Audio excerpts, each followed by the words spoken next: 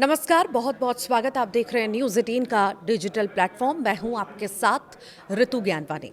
Israel और America की pin point air strike में ईरान के रक्षा मंत्री नासिर जाहिद और आईआरजीसी के ज़मीनी सेना प्रमुख जनरल पाकपुर की मौत हो गई है। ये हमला तेहरान के एक सबसे सुरक्षित सैन्य ठिकानों पर तब हुआ जब दोनों दिग्गज अधिकारी जवाबी हमले की रणनीति तैयार कर रहे थे। खामेनेई के इन दो सबसे करीबी सहयोगियों का मारा जाना ईरान के रक्षा तंत्र के लिए गहरा घाव है। इस घटना के बाद ईरान में हाहाकार मचा है। इजराइल ने ईरान पर अटैक करते ही अपनी मंशा साफ कर दी थी और कहा था कि हम ईरान में तख्ता पलट चाहते हैं। अब तेहरान पर बरसते अमेरिकी बमों ने इस मिशन को आगे बढ़ा दिया है। इजराइल और अमेरिका के ऑपरेशन रोरिंग लाइन के तहत हुई एक भीषण एयर स्ट्राइक में ईरान के रक्षा मंत्री नासिर जाहिद की मौत हो गई है। यही नहीं, इस हमले में अयातुल्लाह खामेनेई एक और खास उनके शख्स की जान चली गई है।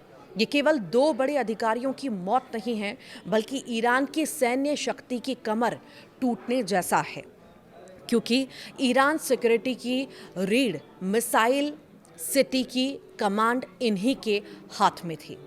मारे गए ईरान के दो पावरफुल शख्स अमेरिका और इजराइल के संयुक्त एयर स्ट्राइक में ईरान के रक्षा मंत्री नासिर जादे और आईआरजीसी के ताकतवर कमांडर मोहम्मद पाकपुर के मारे जाने की खबर है। रॉयटर्स की रिपोर्ट के मुताबिक पिन पॉइंट सटीकता के साथ किए गए इन हमलों ने तेहरान के उस गुप्त कमांड सेंटर को निशाना बनाया जहां ये दोनों दिग्गज अधिकारी जवाबी हमले की रणनीति तैयार कर रहे थे। अजीज नासिर जादे, इन्हें ईरान की मिसाइल तकनीक का जादूगर कहा जाता था। उनके नेतृत्व में ही ईरान ने अपनी मिसाइल सिटी और भूमिगत बंकरों का नेटवर्क तैयार किया था। मोहम्मद पाकपुर ईरान की ज़मीनी सेना के सर्वा थे। उन्होंने ही सीरिया और इराक में ईरान के प्रभाव को फैलाया था।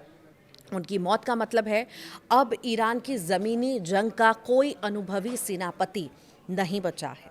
बता दें कि इस बीच ईरान के सुप्रीम लीडर को सुरक्षित बंकर में रखा गया है। तेहरान में उनके आवास पर भी अटैक हो चुका है, जिसकी सैटेलाइट तस्वीरों में दिखा था कि कैसे ईरान के सबसे आलीशान इमारत पूरी तरह से मलबे में तब्दील हो गई है।